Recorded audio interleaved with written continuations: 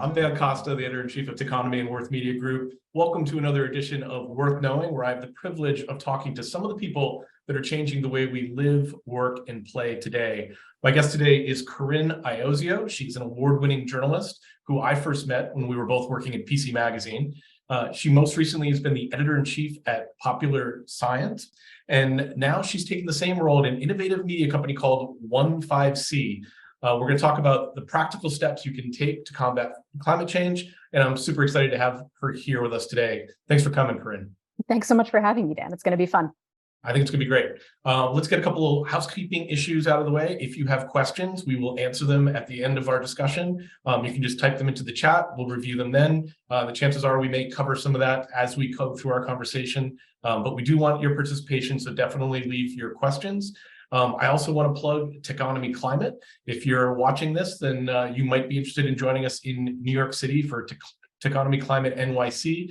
It is September 20th. We're going to post a link in the comments. It's a full day of climate change action and really looking at solutions that scale. We've got Matthew Wadiak, the CEO of Cook's Venture. We've got Seth Godin, the editor of the Carbon Almanac. And we've got the world-renowned climate scientist, Katharine Hayhoe. It's going to be a great day in New York City, so definitely join us if you're interested in that type of thing. Corinne, we've worked together, and yet I don't remember us ever really talking about climate in our working lives. Has climate always been important to you? Is this something that you've taken an interest in more recently? When did your awareness really take hold? No, it's a fair question, right? Because when you and I worked together, we were writing about consumer technology. We were writing about people buying things. But I can guess, to be fair, right? Climate has always been in the back of my head. I was a kid in the 80s, right? We did Earth Day at school and the whole bit, and the reduce, reuse, recycle, which is still very, very good advice. But for me personally, a lot of my approach and my thoughts about climate crystallized very potently during the pandemic, specifically when we were all at home and e-commerce kind of went completely cuckoo bananas, right? We started to see, obviously we were dealing with this massive global issue and public health threat. And in the face of all of it, we also bubbled up this really endemic thing about ourselves, which is that we really like stuff. We really like to buy stuff. When we buy a lot of stuff, we end up wasting a lot of stuff.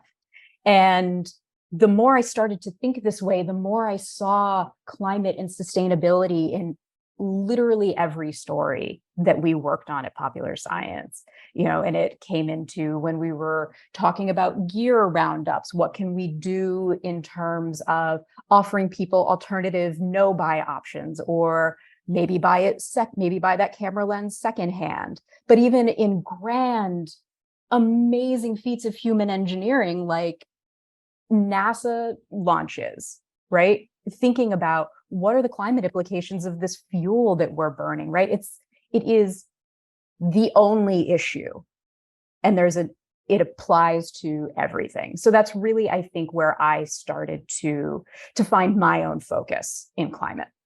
Yeah, we talked about this. I started to feel really gross when the Amazon boxes started to pile up, and just breaking them down. There were just so many of them, and everything was being delivered, and it really makes it really concrete. Like, yeah, you wanted the stuff, but now you've got a box for everything, and it's like very tangible. Like, to break all those down, and they've got to go somewhere. And I don't think people always think about that. But the folks at 15C certainly do. I think we should probably start off by explaining what 15C stands for and means, and sort of your unique approach. So 15C is a reference to 1.5 degrees Celsius. And that is basically the climate tipping point, a line in the sand that was modeled out by a UN group called the Intergovernmental Panel on Climate Change, which most people just say IPCC because of how long it just took me to say that. And basically what that means is if we can hold global warming below the threshold of 1.5 degrees Celsius hotter on average during the year as compared to post-industrialization levels, we might be able to pull this thing back. And so for us at 15C, right, we're a very hopeful brand, right? And so the hope that we're not going to hit this point is literally baked into our name. Yeah, it's an optimism that's been in fairly short supply of late. And we talked about like 15C as a media company, you really identified 4 different categories that you're going to look at and sort of address. And this gets into the nitty-gritty of what people can actually do to bend this curve and to change this trend. Can you talk a little bit about like your areas of focus? Sure. So the best way to think about it, right, to take a step back, is we're focused on the ways that individual people can help make this change, right? Because saving the planet literally is a way of life. And yes, the fossil fuel companies need to get their acts together. And yes, the government needs to stop approving new oil leases. All of that is true, but all of that has also proven that we can't wait for them. So that's where 15C comes in, to really distill where an individual can start to become almost a collective actor in making the change happen. And we see that manifesting by breaking down what are the main components of a person's carbon footprint, right? So as an individual person, the greatest contributors that you make to carbon emission, greenhouse gas emissions, which includes methane, which is way nastier than carbon dioxide, is what you eat, how you transport yourself, how you heat and cool your home, and the volume of stuff that you throw away. And so that's really the way that we are trying to approach this, right? Let's think about these buckets of individual action and figure out what that means on day-to-day levels and what those types of changes mean when you scale them up to 1, 10, 100% of the US population. So that brings us to what you're launching today, which has sort of been in stealth mode. But I'm actually, pulling you into a virtual session while you're launching a new product. Tell us what you're doing. You launched like what, an hour and a half ago? 11:03, I believe, was the exact time, if we're going to be precise about it. So today we launched our second vertical. So 15C is very much the generalist place. But like I said, we're really looking at individual areas of action. So today we launched our second newsletter, which I should be clear that 15C is a newsletter product. You get 15C once a week. And if you sign up for a new product, you'll get that once a week too. It is called Cool Beans. And Cool Beans is about exploring sustenance that minimizes your impact but maximizes your satisfaction.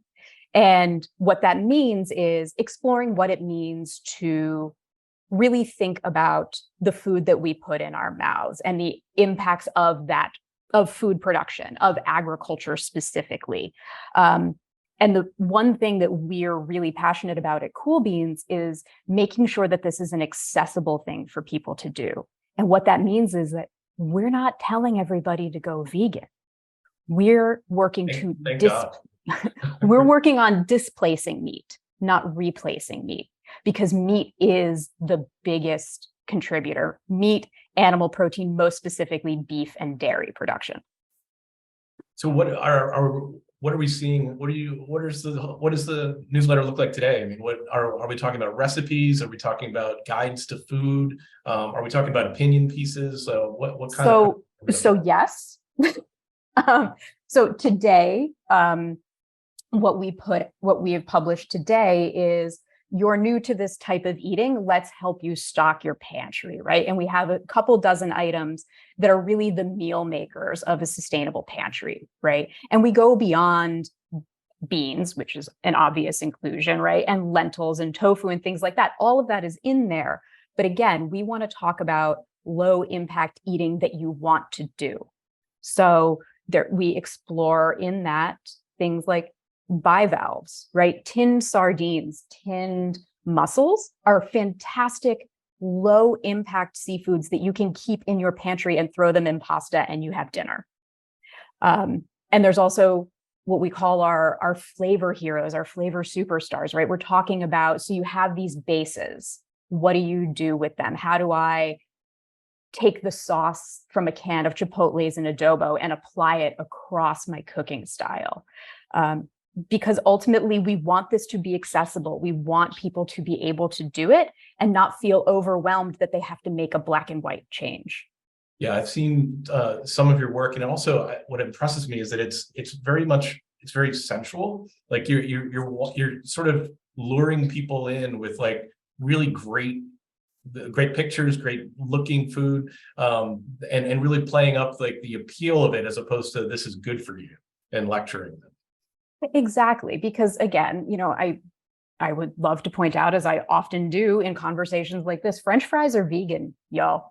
And so are Oreos, and so are Pringles, right? Like, vegan isn't a dirty word, and you can have that wonderful, yummy feeling we get from looking at food, right?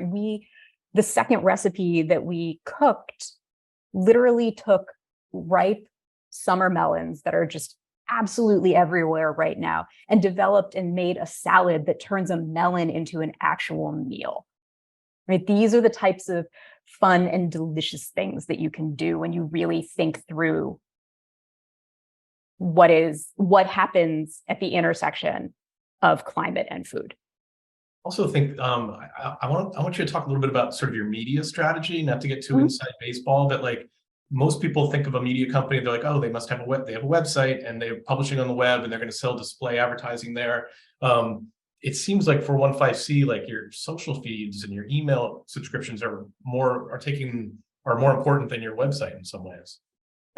So email is our primary platform for both 15C and Cool Beans because of the way that we want to engage with our readers, right? We want a tribe, and we want people who rely on us to come to them with what they need on a weekly basis, right? And a daily basis on our social feeds.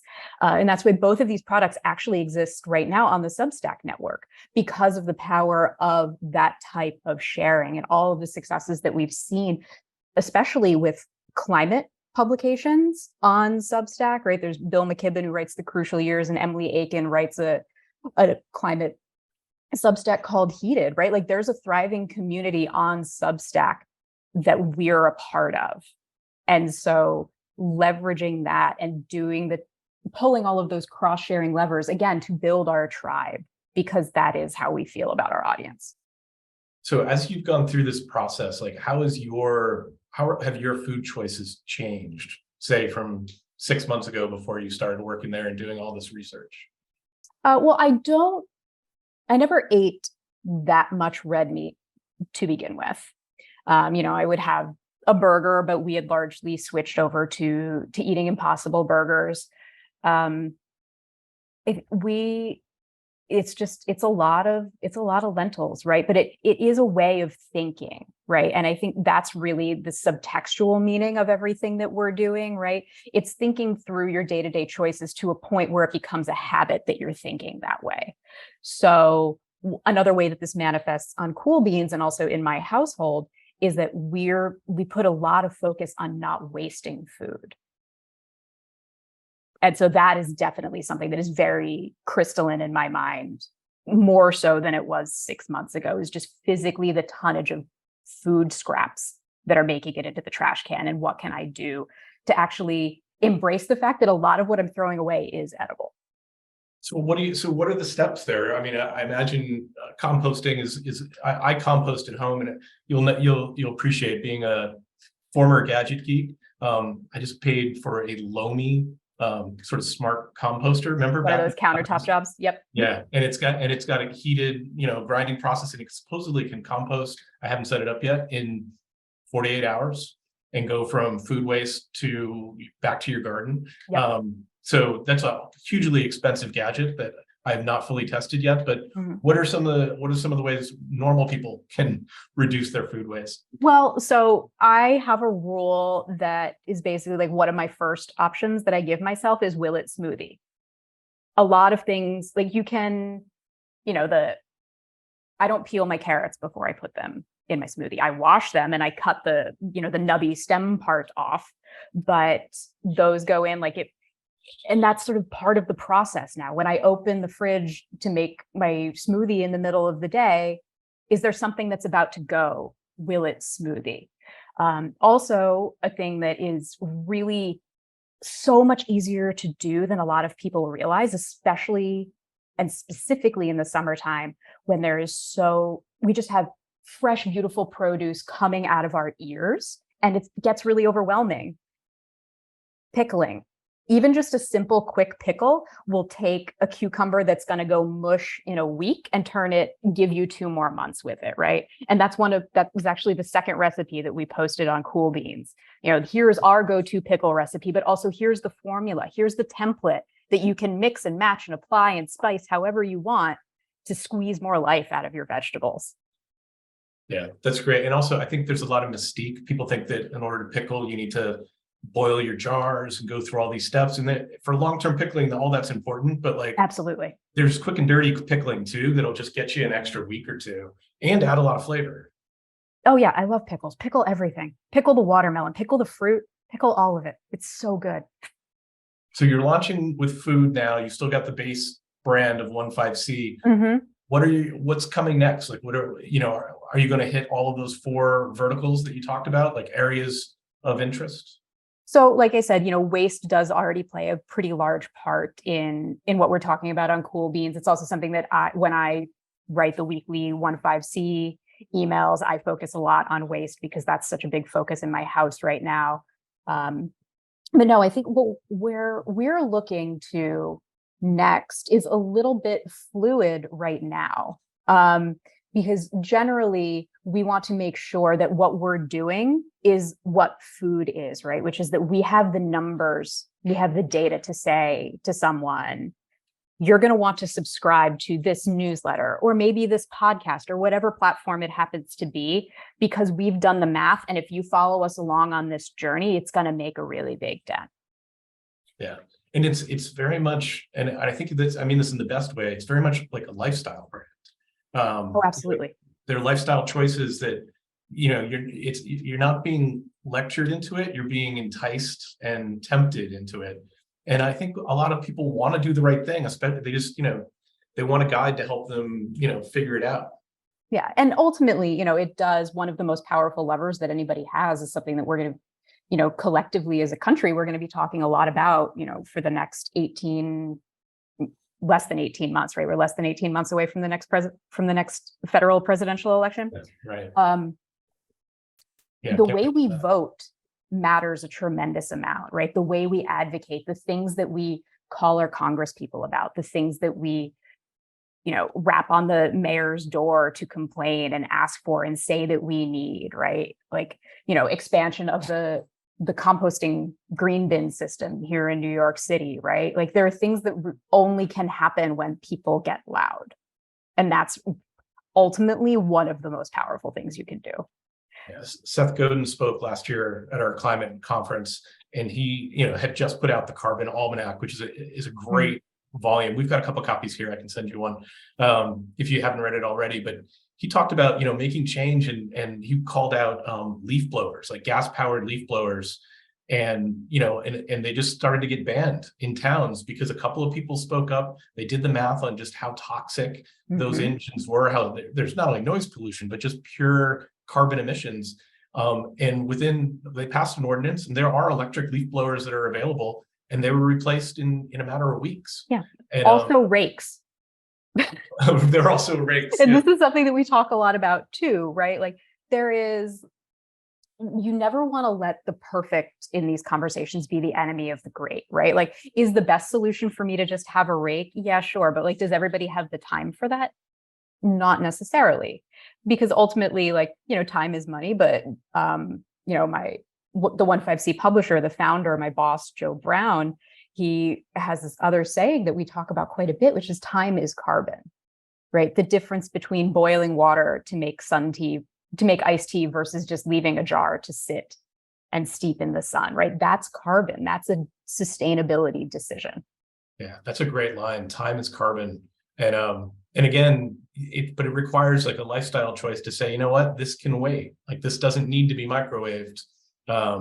This is something that I can put some time into. I want to get a couple of questions from the audience in. We've got one already. So leave more if you've got more. But what's the power of leveraging cultural influencers, corporate and political leaders, and maybe the suspect celebrities to help demonstrate the new ways of living, eating plant-based diets, riding a bike for transportation, and so on? It's an interesting question. Like, how are you planning on leveraging sort of influencers, and then who are you looking to attract and work with? So I think that the power of influence in all of those ways can't be understated, right? And we talk about this a lot, especially in the food space, right? Where, one of the first recipes that we reviewed on Cool Beans was from a place in the East Village here in New York called Sustainability Burger. It has like a semi-celebrity chef who also used to be a punk rock drummer named Brooks Headley. It's a fantastic burger, by the way. Like, what band was he in? Oh, there was a bunch of different ones. Okay, I can't he's remember. a journeyman. He's a journeyman, sure. Or like, Kevin Hart has a chain of vegan chicken sandwich joints in Los Angeles, right? Like, so finding those moments, right, those opportunities, because this is, even if people have just become awakened to the climate crisis in the last 5 years or the last year or even the last week, I don't care when you got here, but if you have a platform to make change, to get these messages out, to make it easy to help people understand that, like, yes, there is some work here, but it's nowhere near as hard as you think to make these changes in your day-to-day life. Yeah, I'm still, I have to confess, I am still a meat eater. I eat very little red meat these days. I just came upon a recipe in Cooks Illustrated about the, what do they call it? The hybrid burger, the combo burger, where you mix in a third of the burger's volume with mushrooms, diced mushrooms. It's supposed to be amazing. And you wind up economically stretching the cost of your beef out, making the burger a little bit less, lowering the carbon footprint of the burger, and you don't really sacrifice any taste. So, one of the things I like about the Cool Beans coverage is that, like, you're not grasping for the perfect to the detriment of the good, and that progress is progress.